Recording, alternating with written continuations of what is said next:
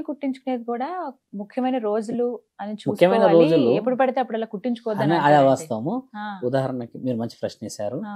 పరమాత్ముడు నిర్ణయిస్తాడు ఒక జన్మ ఈ సమయానికి నువ్వు పుట్టాలి అని హ్మ్. చెప్పి. ఏదైతే క్షణంలో నువ్వు పుడతావమ్మా అదే పవిత్రమైన క్షణం. బాగా హ్మ్. గుర్తుపెట్టుకోండి. హ్మ్. 9 నెలలు కారం తినో, పచ్చడి మెతుకులు తినో, ఎన్నో అవమానాలు భరించి బిడ్డ మాత్రం పండోలే పుడతాడు. హ్మ్. ఆ తల్లి బాధ పరమాత్ముడు గీసిన గీత అమ్మ. హ్మ్. బయటికి వచ్చిన తర్వాత మీరు అన్నట్టుగా ఈ రోజే కుట్టుకోవాలి, ఆ రోజు కుట్టుకోవాలి అనేది మన పెద్దలు మనకి జాగ్రత్తలు చెప్పారు. మంచి రోజు చేస్తే మంచిది. అమావాస్య పూట ఎందుకు ఆడపిల్ల, చిన్నపిల్ల అని చెప్పే అవును. కదా.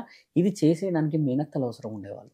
హ్మ్. మేనమామలే కుట్టిస్తారు. ఇవి గమనించండి. హ్మ్. ఆ రోజు కొన్ని కొబ్బరి కుడకలు పెట్టి, అందులో కొంచెం చాలా బెల్లం ఒక పెట్టి, పెద్ద అటుకులు పెట్టి, ఆచారం, పసుపు వేసి ఇవన్నీ పండగలా చేశారు. చేస్తారు. చేసేవాళ్ళు. ఇప్పుడు అవును. చేయట్లేదుగా. ఎక్కడో పాపం ఈ రోజు చూసారమ్మా ఇయర్ పిర్సింగ్ ఏమంటారు దాన్ని నాకు తెలియదు అది. ఇయర్ ఇది పియర్సింగ్. పిర్సింగ్ ఇలా పెట్టి టక్కుని ఇలా అనుకుంటున్నారు. అయిపోయి ఇంకా అసలు ఆవిడకి ఒక క్షణంలో ఒక ఇలా క్షణంలో గన్ ఇస్తున్నారు. షాట్స్ గన్ తోటి షాట్ తో టీగా చేసేస్తున్నారు. వేడేస్తున్నారు. హ్మ్. అంటే మన దగ్గర ఏంటంటే శాస్త్రీయత ఉన్నది ఇంకా, కానీ హ్మ్. దాంట్లో గొప్పతనం లేదు. హ్మ్. ఒకప్పుడు ఇంట్లో కూర్చోబెట్టి ఎవరితో చేయించేవాళ్ళు, ఆ వ్యక్తులు వచ్చేవాళ్ళు, మేనమామలు వచ్చేవాళ్ళు, వాళ్ళు మేనత్తలు వచ్చి వచ్చేవాళ్ళు. చేయించేవాళ్ళు. ఇప్పటికీ కూడా చేయాలి అంటే ఈ కేశఖండన మేనమామే రావాలి. హ్మ్. అవును. మళ్ళీ పుట్టెంటుకలు. అన్నప్రసాదం చేయించేటప్పుడు మేనమామే రావాలి.